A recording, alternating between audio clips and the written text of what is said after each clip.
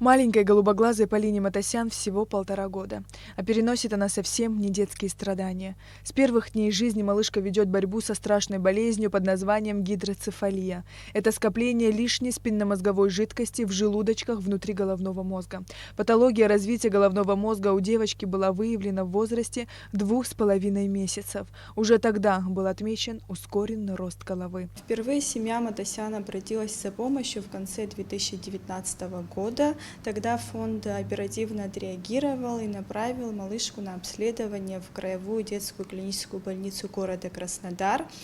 Тогда и был поставлен основной диагноз гидроцефалия и сопутствующие диагнозы, однако необходимости в оперативном лечении тогда не было.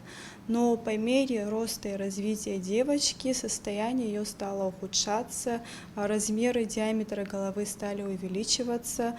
В настоящее время девочка находится в плохом состоянии, состояние ее тяжелое. В чем оно заключается? Она практически ночью не спит, она задыхается, тошнота, невыносимые боли у ребенка и судорожные состояния. Помимо всего этого, малышка отстает в развитии. Она не может самостоятельно держать голову. Большую часть времени она проводит на руках мамы, либо на кровати. Маленькая Полина уже находится в детском многопрофильном медицинском центре Санкт-Петербурга и ждет нашей с вами помощи. Обследование сделали. Надо ставить шум. Прошу о вас помощи, помогите, кто как может. Спасибо за вашу помощь, внимание. Шунтирование в области головного мозга является единственным способом предотвратить летальный исход. Оперативное вмешательство даст высокие результаты и позволит спасти маленькую жизнь. А главное, операция повышает шансы на выздоровление и дальнейшее развитие Полины. Такому ребенку необходимо провести дообследование, проведение вентрикулярной пункции под наркозом с измерением внутреннего давления. Если ребенку операцию не провести, то у него будет продолжаться прогрессирующий рост окружности головы и может наступить, возможно, даже летальный исход. Стоимость операции Полины в детском городском многопрофильном клиническом центре высоких медицинских технологий в Санкт-Петербурге 223 200 рублей.